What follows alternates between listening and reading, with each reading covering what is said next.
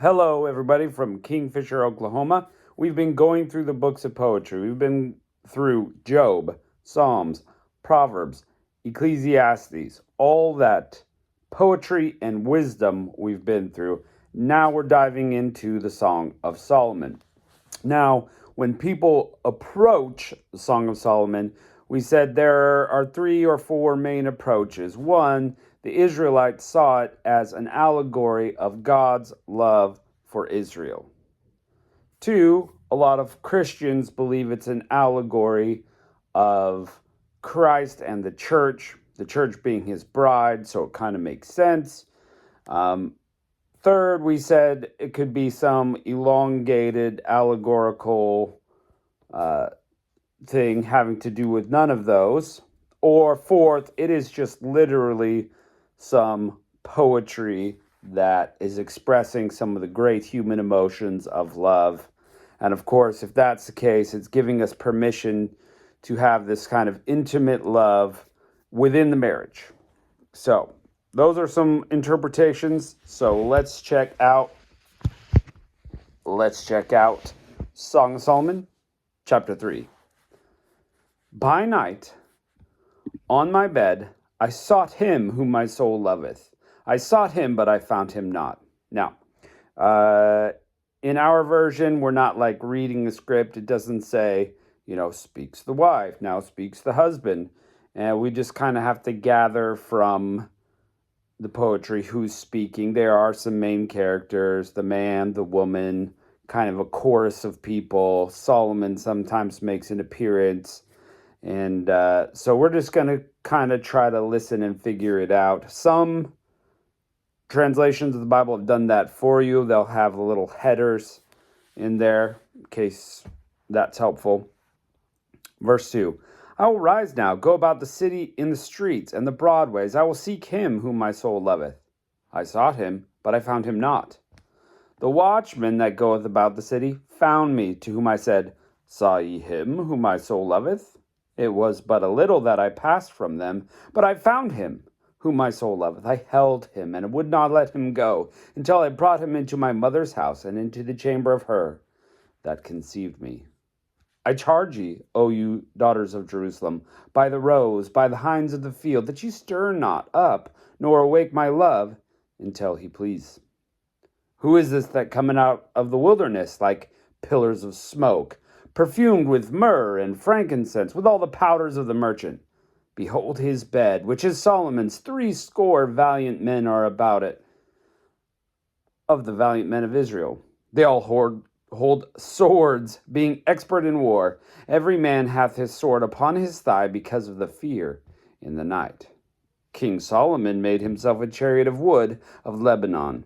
He made the pillars thereof of silver, the bottom thereof of gold, the covering of it in purple, the midst thereof being paved with love for the daughters of Jerusalem. Go forth, O ye daughters of Zion, and behold King Solomon with the crown wherewith his mother crowned him in the day of his espousals, and in the day of the gladness of his heart. So it's kind of hard to tell from this if Solomon is the love, the man in the picture, or if he's just making these strange sort of appearances as a reference. In this little chapter here, we see him on this, throne that's being carried about by 60 men. And they all have swords, and they're men of war, and they're ready. And his chariot is of the woods of Lebanon, and it's silver, and it's got gold, and it's ornate. Wow, look at Solomon, and he's perfumed up with different spices and aloes. He smells great. Look at him, daughters of Jerusalem. He's magnificent. Now, is that her love? Maybe. Does it really matter in the long run? I don't think so. I don't really think so. So, anyway, again, you get some word pictures here, like, look at this pillar of smoke and perfumes of myrrh and frankincense. You just kind of get this surrounding sort of picture of this mist of cloud of great fragrances coming out. And it's like, daughters of Jerusalem, by the deer and bucks in the field, don't stir up love till he pleases. I mean, you just kind of get this springtime, relaxed sort of feel, I think. This refreshing, this newness. And that's how poetry goes. It's supposed to develop word pictures in your brain to kind of excite the senses. And again, is it allegorical? That's for each man to decide for himself. Ooh. Chapter 4, verse 1. Behold, thou art fair, my love. Behold, thou art fair. Thou hast dove's eyes within thy locks. Thy hair is as a flock of goats that appear from Mount Gilead. Of course, we're using allegory. We're using metaphors and similes. He doesn't really think a flock of goats is attractive, but maybe it's the similar color or just the way it's flowing down. Of course, again, exciting word pictures in the brain. Not a great compliment. I don't know how many ladies want to know that their hair reminds them of goats, but anyway, on we go. Verse 2, thy teeth are as a flock of sheep that are even shorn, which come up from the washing, whereof every one bears twins, and none is barren among them. She's got all her teeth. That's great. Thy lips are like a thread of scarlet. Thy speech is comely or attractive. Thy temples are like a piece of pomegranate within thy locks. Thy neck is the tower of David, builded for an armory, whereon there hang 1,000 bucklers, all the shields of mighty men. Thy two breasts are like two young roes that are twins, which feed among the lilies. Until the break of day and the shadows flee away, I will get me to the mountain of myrrh, and to the hill of frankincense.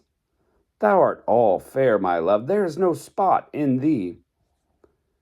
Come with me from Lebanon, my spouse, and with me from Lebanon. Look from the top of Amana, and from the top of Shinir, and Hermon, from the lions' dens, from the mountains of the leopards. Thou hast ravaged my heart, my sister, my spouse. Thou hast ravaged my heart with one of thine eyes, and with one chain of thy neck. He's in love. How fair is thy love, my sister, my spouse? How much better is thy love than wine, than the smell of thine ointments, than all spices?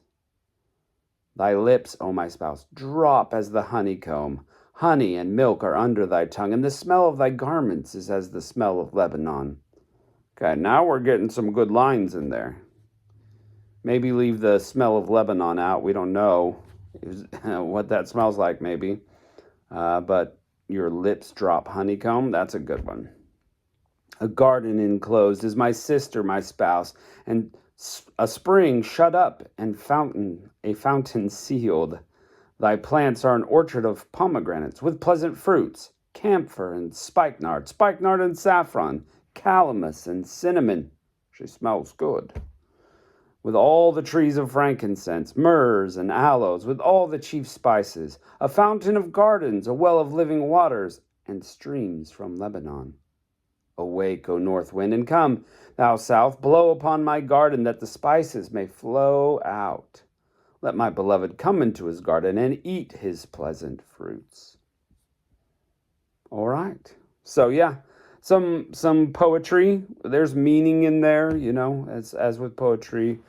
The intent of the the writer, not the psalmist, the writer, kind of takes us on this journey of smells and sights and, the delights of love. And, that's what they're portraying. No doubt about it, is this love. And whose love is it? Is it meant to be allegorical, God or Jesus' love for us? Is it supposed to be literal? The love of a spouse and enjoying that love, that's a gift that God gives. And even the intimate kind of love that can be in here, which is it? Which is it? Again, if it's allegory, I'll let each one decide for himself. But you can see this is very classic poetry. And for those of us that were there for Psalms and Proverbs, we see this similar style of poetry where they would say something and then add a little bit on there. So that is very much Hebrew poetry. I'm trying to find an example here that caught my eye. There, verse 8. Come with me from Lebanon, my spouse. With me from Lebanon, look from the top of Amana. So it's like you repeat the same thing, but then you're adding little details. Oh, let's also go to Amana. Let's go to Shenir and Hermon. So it's like almost like riffs on the same idea to kind of build this greater picture of all the places we're going to go. Like we could say, let's go traveling, but let's go to Lebanon. Come with me, my spouse, from Lebanon, and look from the top of Amana and from the top of Shenir and Hermon. And you just kind of get this built expectation of what's happening. So again, it's a good sort of poetry. Like it. It's classic. It's in the Bible, so it's very important. And again, we know that God loves us deeply and intimately, and there's no doubt about that. And he also gave us marital love, and so just read it and see what you think. If you want to comment down in the comments, go for it. I'd love to see what you think. Thanks for joining us today, and we'll continue on as we go through this book of poetry. So, we'll catch you next time.